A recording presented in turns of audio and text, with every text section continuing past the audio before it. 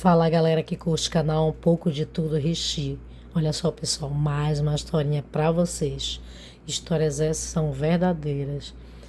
E essa aqui foi com a minha avó. Ela estava no meio da história. Ela está no meio dessa história que eu vou contar. A minha avó Rita, que hoje não está mais entre nós. Ela morava numa colônia no Planalto.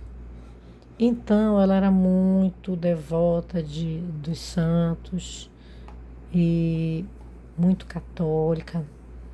Ela ia para as novenas, fazia as orações. Em todos os lugares da casa fazia-se as novenas. Era escolhida várias casas para fazer novena, para fazer as orações. Ela ia em todas. E também levava a gente quando a gente era criança, não só eu, como meus primos, meus tios.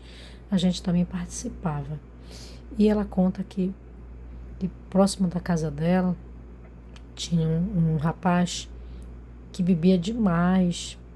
Quando ele bebia, ele se transformava. As pessoas dizem que ele virava cavalo. Eu não sei, pessoal, porque eu nunca vi. Ela contava pra gente. Quando chegava aquelas meia-noite, saía aquele cavalo pocotó, pocotó, pocotó, correndo na rua. Chamava de estrada, né? Estrada de chão, de barro que era lá. Ele saía correndo feito desesperado, esse cachorro rangendo, e o pessoal ficava com medo, e o olhar pelo buraco da fechadura, abriu a janela, aquela brechinha de janela para olhar, e ele estava lá passando, esse cavalo enorme, de um cavalo negro, e ninguém tinha aquele cavalo ali. Então as pessoas diziam que era ele que virava cavalo todas as vezes que ele bebia. Ele, até onde eu sei, ele ainda estava vivo, esse senhor, né? Que agora é um senhor. Nesse tempo ele era rapaz, que eu era criança. Então, o que acontecia? Quando ele ficava maluco, assim, de tanto ele beber, ele quebrava a casa da mãe dele todinho.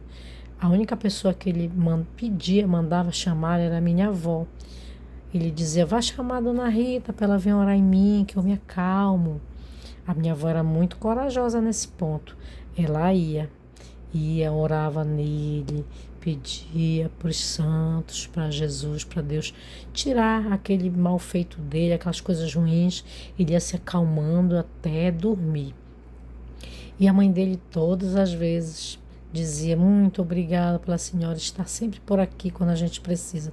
E assim foi durante anos e anos, esse rapaz dando esse trabalho para a mãe dele, quebrando a casa deles, que já não era lá essas coisas que eles não tinham, que naquele tempo as pessoas eram muito paupérrimas, eram bem necessitadas mesmo, então eles já não tinham quase nada, o pouco que tinha ainda quebrava, e bebia demais. Todo o dinheiro que ele recebia com o trabalho dele, ele gastava na mardita da pinga, e assim ele ia, e as pessoas diziam que era ele que virava aquele cavalo, porque todas as vezes que ele bebia, na maioria das vezes, aparecia aquele cavalo. E era assim, pessoal.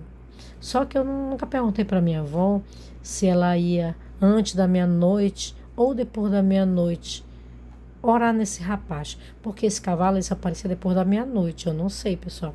Até aí onde ela contava, ela nunca disse pra gente se ela ia antes ou depois. Ela só dizia que sempre ele chamava ela que estava muito louco. A não ser que ele virava cavalo no dia que ela não ia, né? Porque geralmente era nas sexta-feira à noite que apareciam esses cavalos, gente. Vocês acreditam nessa história? Eu acredito, porque a minha avó contava. E era na colônia, no Planalto. Era muita história que existia.